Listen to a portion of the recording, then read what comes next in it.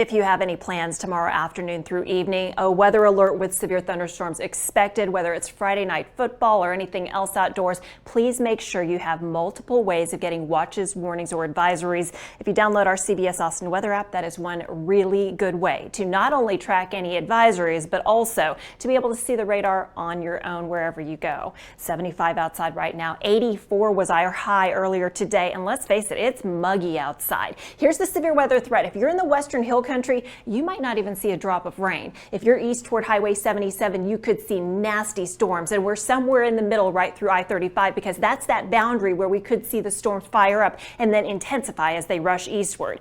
Big, huge, wide timeline. Reason being, we could see storms ahead of the actual cold front and then storms with the cold front. When the cold front rolls through, it'll be a line of storms.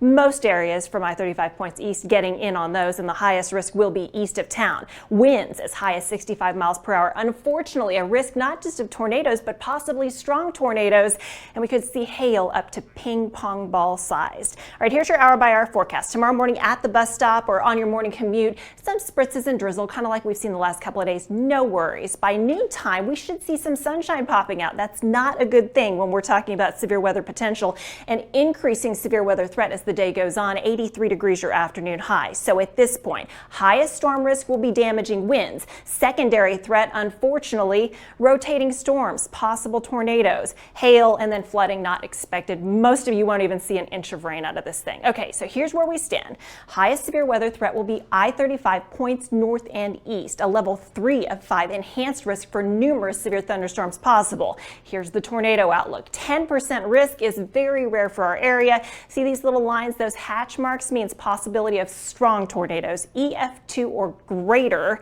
That's 111 mile per hour winds or stronger, potentially. All hazards are in play, highest toward the east. So here's a look at future clouds and radar. The green corresponds to the muggy air. Tomorrow morning, patchy areas of light rain and drizzle, no big deal. By lunchtime, though, we're seeing breaks in the overcast. We may start to see some storms bubble up, although the majority will probably be to our north and east, but some could be strong, and if they do get going, they could rotate and quickly turn possible into warm storms. Then the cold front's on the approach. Drier air to the west, and the temperatures are going to be dropping behind the front, and the storms are going to be building, perhaps around 7 o'clock or so. Big line of nasty storms. Some of them packing a punch. Anytime we have a line of storms, we have that risk of seeing some rotate. The Gerald tornado a couple of weeks ago was an instance of a line of storms, and one little sector along that line is where we saw the tornado develop.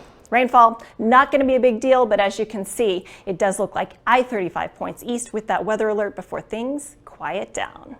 Thanks, Chicago.